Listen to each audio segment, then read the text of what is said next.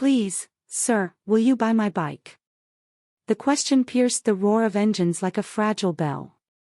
Cole slowed his Harley, the rumble echoing down the quiet suburban street. 3 other bikers followed, black leather and chrome gleaming under the sun. At the sidewalk's edge stood a small girl, no more than 6, clutching a pink bicycle with a white basket. Her shoes were scuffed, her dress neat but faded, and her eyes, large and terrified, locked onto him. In her hands, a cardboard sign read, "For sale." Cole dismounted, his boots thudding against the pavement.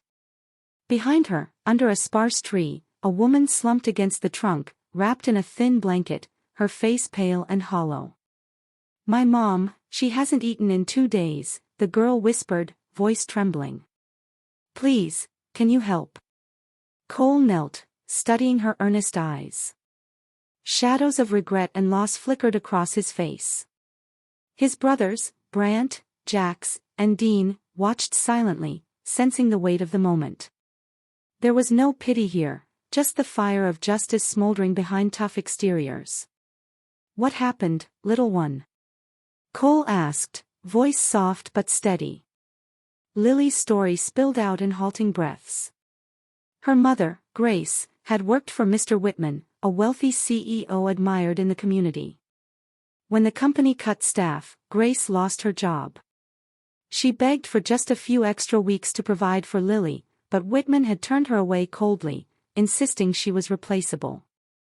The bills stacked, the cupboards emptied, and pride kept Grace from asking for help. Lily had taken her only toy, her pink bicycle, and decided to sell it for food. Something snapped inside Cole, a rage tempered by years of hardship and loss. His brothers felt it too, the fierce protective instinct that surged at injustice. Cole reached into his vest and handed Lily a thick stack of bills. "Keep the bike, kid," he murmured, voice low and rough. "But stay with your mom. I'll be back." Lily's eyes shone with tears, and she nodded, clutching the money like a lifeline. Cole glanced at Grace, whose exhaustion softened into stunned relief. He mounted his bike, engines roaring to life, a storm of black leather and chrome. But this wasn't over. Cole wouldn't let a powerful man like Whitman crush a family without consequences. Shadows of vengeance, tempered by morality and a sense of justice, followed him as he sped away, promising to return and set things right. Cole didn't need a gun that day. The anger in his chest wasn't the kind that breaks bones, it was the kind that shatters complacency. He, Brant, Jax, and Dean rode into Whitman's office building like a storm rolling over a quiet town, their boots heavy against the marble floor, engines echoing still in memory. The receptionist froze, unsure if she should speak or run.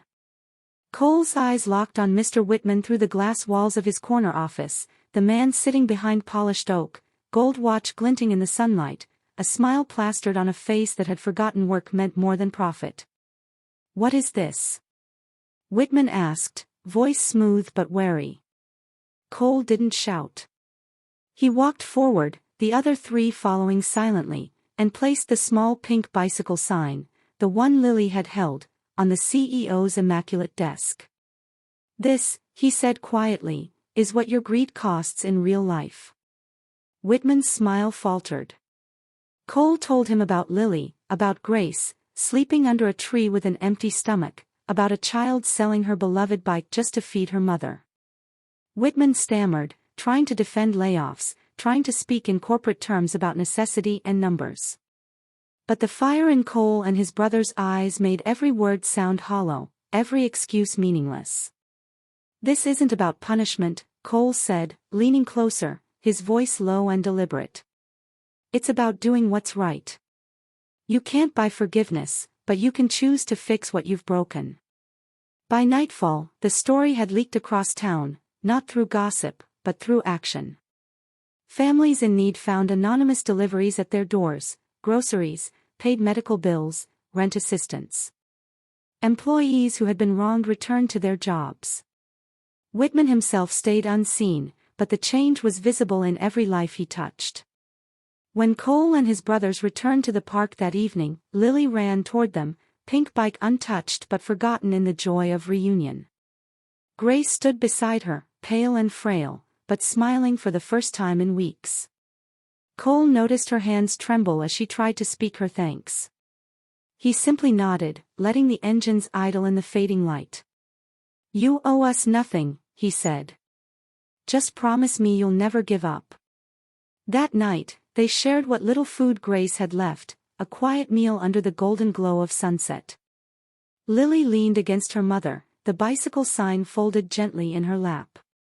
The chrome of the motorcycles reflected the last rays of sunlight, a reminder that sometimes compassion comes in the roughest, most unexpected forms.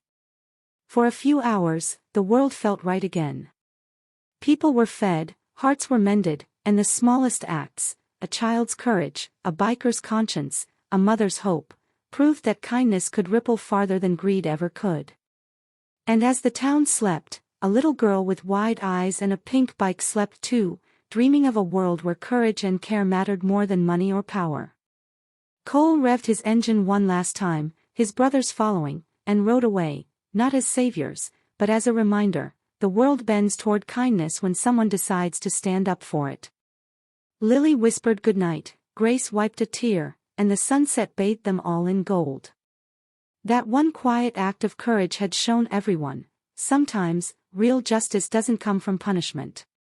It comes from the heart.